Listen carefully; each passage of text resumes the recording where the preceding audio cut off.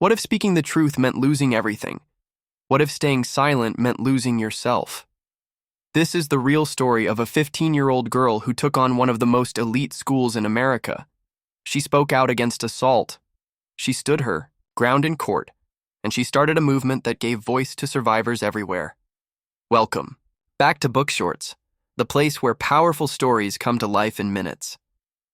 Today we're diving into I Have the Right To by Chessy Prout and Jen Abelson. This isn't just a book. It's a brave and raw journey through trauma, courage, and the fight for justice.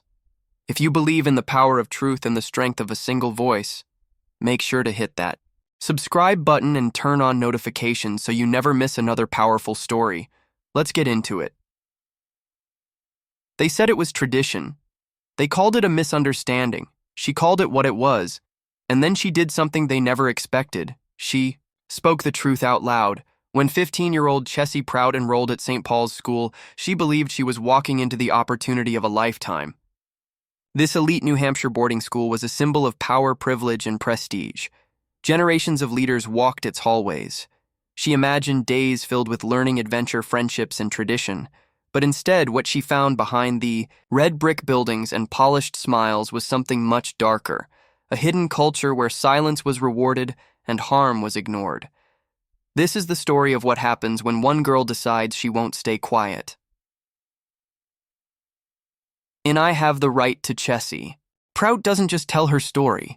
She lays bare the twisted systems that allowed it to happen. Co-written with investigative journalist Jen Abelson, this memoir takes us beyond the surface into the pain, fear, and bravery of a survivor who stood up when everyone told her to sit down.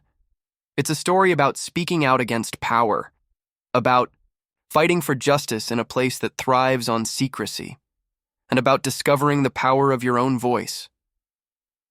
Chessy was just starting high school when she entered St. Paul's.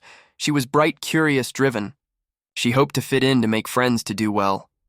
But the school had its own traditions. One of them was something whispered from student to student, rarely spoken aloud in front of adults. It was called the senior salute. The senior salute was a secret ritual where senior boys would try to hook up with as many younger girls as possible before graduation. It was a game to them, a scorecard. Girls were targets, not classmates. The more they won, the more status they gained.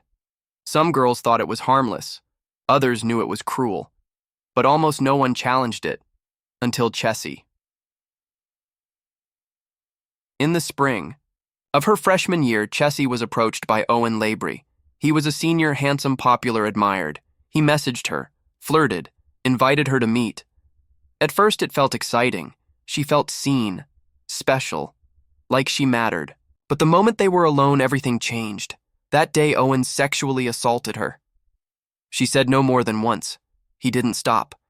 When it was over, she walked away, shattered, confused, hurt, and alone. At first, she didn't want to believe it. How could someone everyone respected do something so terrible? She was afraid, ashamed, and still just a child. But slowly, the truth took shape, and she knew she had to speak. Reporting her assault was like stepping into a storm. The school began an investigation, but everything felt cold, distant, clinical. It wasn't about protecting her. It was about protecting the school. The administration offered sympathy in private, but discouraged her family from making waves. They wanted it quiet. Quiet protects power. Then came the trial. National media caught wind of the story, and suddenly Chessy was no longer just a girl. She was a headline. The girl who accused the Harvard-bound senior. The girl threatening tradition. The girl who might ruin a promising young man's future. In court, she was asked invasive questions. What was she wearing? What did her texts say? Did she lead him on? The attention shifted away from Owen's actions and toward her behavior. It was victim blaming at its worst. The defense spun a narrative. Owen was portrayed as a charming boy, caught in a mistake. She was made to look like the one who had gone too far. Eventually, Owen was found guilty of misdemeanor sexual assault and of using a computer to lure a minor. But he was acquitted of felony rape. It was a partial victory that left Chessy and her family feeling both vindicated and betrayed. But the worst part was being told she had to stay silent. She was still a minor. The media couldn't use her name. She was labeled as Jane Doe, a faceless voice, a nameless survivor. But Chessy wanted to be heard. She wanted to be seen. And so she made a decision that would change everything. She said her name, publicly. She stood up and said, "I am not ashamed of what happened to me. I did nothing wrong. I will not hide." That moment became a movement. Chessy launched the I Have the Right to campaign, which quickly gained national attention. Survivors from across the country reached out. They too had been silenced. They too had been shamed.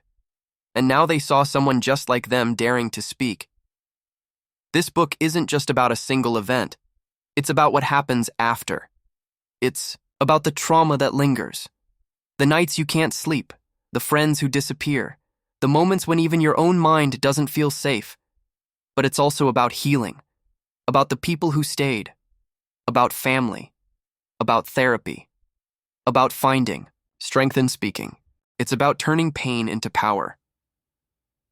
Throughout the book, Chessy shares her raw, unfiltered truth.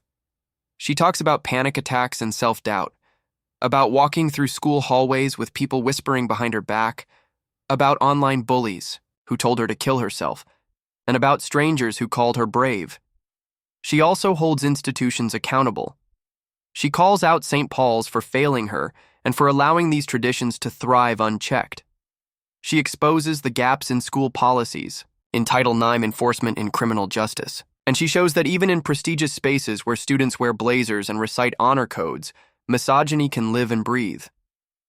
The voice of Jen Abelson adds weight and perspective, providing journalistic context to Chessy's deeply personal story.